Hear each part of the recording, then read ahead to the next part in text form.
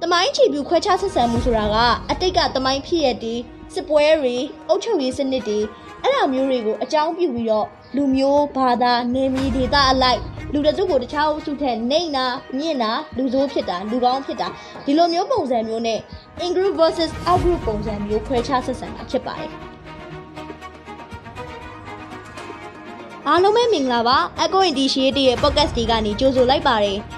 ဒီနေ့မှာတော့ Echo Initiative ကတင်ပြခဲ့တဲ့ကလောင်ရှင်ကိုဇက်ရဲ့တမိုင်းအခြေပြုခွဲခြားဆက်ဆံမှုဆိုတဲ့စောင်းပါးကို podcast အသွင်ပြန်လည်တင်ဆက်သွားမှာဖြစ်ပါတယ်ပထမဦးစွာတမိုင်းဆိုတဲ့စကားရဲ့ဖြစ်ပေါ်လာပုံနဲ့တမိုင်းပေါ်ကျမတို့မြန်မာနိုင်ငံသားတွေနားလည်ပြင်းပြင်းထားပုံလေးကိုဆွေးနွေးသွားကြပါမယ်တကယ်တော့တမိုင်းဆိုတာလူသားတို့ရဲ့အတိတ်ကာလကိုလေ့လာတဲ့ဘာသာရဲ့ဖြစ်ပြီးတော့စာရေးသားခြင်းကိုတီထွင်ပြီးနောက်မှာပေါ်ပေါက်လာခဲ့တယ်လို့လည်းဆိုကြပါတယ်ဆရာမင်းခေရဲ့အဆိုအရဆိုရင်ကျမတို့မြန်မာနိုင်ငံမှာပညာရေးစနစ်ကြောင့်ကျောင်းသားတွေကကိုယ်တိုင်ရဲ့သမိုင်းနဲ့ကမ္ဘာသမိုင်းကိုမှန်မှန်ကန်ကန်မသင်ယူနိုင်မဲနဲ့အချို့ကိစ္စရဲ့တွေမှာလွဲမှားနေတဲ့သမိုင်းချက်လက်တွေကိုသာသင်ကြားခံနေကြရတာကြောင့်မလို့မြန်မာလူအဖွဲ့အစည်းတစ်ခုလုံးကသမိုင်းပြောက်နေတဲ့လူမျိုးတစ်မျိုးလိုဖြစ်နေကြောင်းဆိုထားပါတယ်။ကျောင်းသားလူငယ်တွေဆိုရင်လည်းသမိုင်းလို့ဆိုလိုက်တာနဲ့ပြင်းစရာကောင်းစဉ်တစ်ခုလိုအင်မတန်မှစိမ့်နေပြီးမသက်ဆိုင်တယ်လို့စသဖြင့်အမျိုးမျိုးခံစားကြရမှာအမှန်ပါပဲ။ဒီလိုဖြစ်ရခြင်းကတော့တမိုင်းအများစုက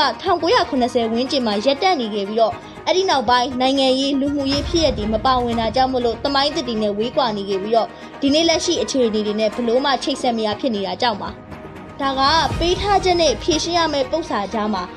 တလွဲအနေထားမျိုးကြုံတွေ့နေကြရတာဖြစ်ပါတယ်ဒီလိုနဲ့တမိုင်းကိုစိတ်ကြိုက်လင်းညာပြုပြင်ဖန်တီးပြီးတော့ပြန့်နှံ့အောင်ရိုက်သွင်းဖော်ပြကြတာတွေဖြစ်လာပြီးတော့အဲ့ဒါကြောင့်ပဲတမိုင်းအခြေပြုခွဲခြားဆက်ဆံခြင်းကလူကြားမှာအမြင့်တွေပြီးတော့ပရိပခါတွေဆက်လက်ဖြစ်ပွားနေတာဖြစ်ပါတယ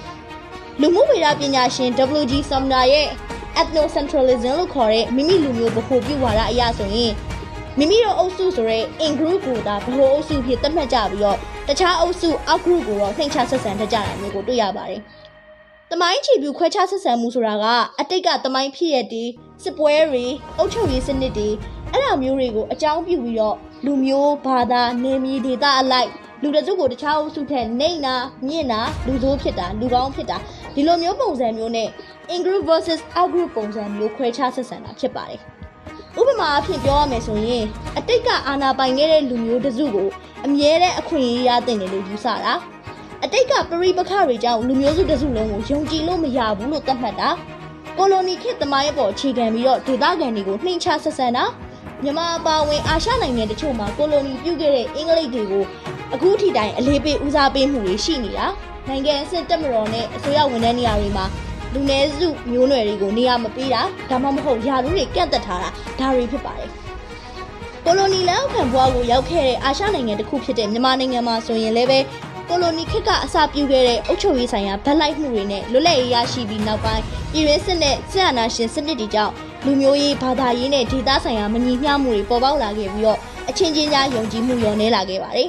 နိုင်ငံရေးမတည်ငြိမ်မှုတွေစစ်ရေးပရိပခတွေနဲ့ခံယူချက်မတူညီတာတွေကြောင့်လူမျိုးရေးခွဲခြားမှုတွေပုံမပြင်းထန်လာနေပါတယ်။ဒါအပြင်ဟစ်တလာရဲ့နာဇီတပ်တွေလိုမျိုးပဲသမိုင်းချီပြူခွဲခြားဆက်ဆံမှုတွေကိုအရင်ပြုပြီးတော့လူနည်းစုတိုင်းရင်းသားနဲ့လူမျိုးစုတွေပေါ်လူမျိုးတုံးတက်ဖြတ်မှုတွေလည်းလှုပ်ဆောင်နေရရှိပါတယ်။ငြိမ်းချမ်းရေးနဲ့လူ့အဖွဲ့ရေးကိုကြိုးပမ်းလှုပ်ဆောင်နေကြတဲ့လူငယ်တွေနဲ့လူအဖွဲ့အစည်းတွေကဥဆောင်ဥရွယ်ပြုပြီးတော့သမိုင်းကိုအပြန်အလှန်အပြစ်တင်တာအတွက်ပဲမဟုတ်ဘဲနဲ့သင်ခန်းစာယူတဲ့အခြေအနေကိုစတင်ရှောင်လန်းတင်ပါတယ်။ဒန်းတူညီမျှမှုတွေတွဆုံဆွေးနွေးမှုတွေနဲ့ပြန်လည်ကူစားမှုတွေအပေါ်အခြေခံတဲ့လူအဖွဲ့အစည်းတရက်တည်ဆောက်နိုင်ဖို့အရေးတကြီးလိုအပ်နေပါတယ်။သမိုင်းချီပြူခွဲခြားဆက်ဆံမှုကိုကျော်လွန်နိုင်မှသာအနာဂတ်မြန်မာနိုင်ငံကရေရှည်ငြိမ်းချမ်းရေးလို့ခေါ်တဲ့ sustainable peace နဲ့အားလုံးပါဝင်နိုင်မှုဆိုတဲ့ inclusive society ဖြစ်တည်ဆောက်နိုင်မှာဖြစ်ပါတယ်။ဒါကြောင့်နိုင်ငံသားတူဦးချင်းစီအနေနဲ့လည်းသမိုင်းကိုအမြင်ကျကျမျက်နှာစုံစုံနဲ့သင်ကြားသိယူလေ့လာတ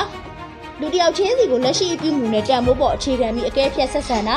တွေ့ဆုံဆွေးနွေးမှုတွေနဲ့အပြန်အလှန်နားထောင်မှုတွေကိုအလေးပေးလှုပ်ဆောင်တာနဲ့သမိုင်းအခြေပြုခွဲခြားဆက်ဆံမှုတွေကိုရှော့ချကာကွယ်သွားကြဖို့တိုက်တွန်းလိုပါတယ်။ယခုဆောင်ပါကိုမြန်မာနောင်ရဲ့သမိုင်းအရိုင်းတော်တွေမြင်စည်းထွက်ခြင်း UNESCO ရဲ့ Making Sense of History နဲ့ Sumner W.G. ရဲ့ Folkway References တွေကနေတဆင့်ကိုးကားရေးသားထားတာဖြစ်ပါတယ်။ယခုဆောင်ပါအကြောင်းအရာတွေနဲ့ပတ်သက်ပြီးထပ်မံဖြစ်ဆွဲခြင်းရမယ်ဖြစ်ဖြစ်ကွဲပြားတဲ့အမြင်ရှိရင်ပဲဖြစ်ဖြစ် comment မှာဆွေးနွေးပေးသွားကြဖို့မြစ်တာရက်ခံဖိတ်ခေါ်ပါတယ်။သမိုင်းမှန်တရားတွေကို Echo Initiative နဲ့အတူဆက်လက်ရှာဖွေဖို့ဖိတ်ခေါ်ပါရစေပါ။ကျွန်မတင်ဆက်သူရင်ရေးပါကျေးဇူးတင်ပါတယ်။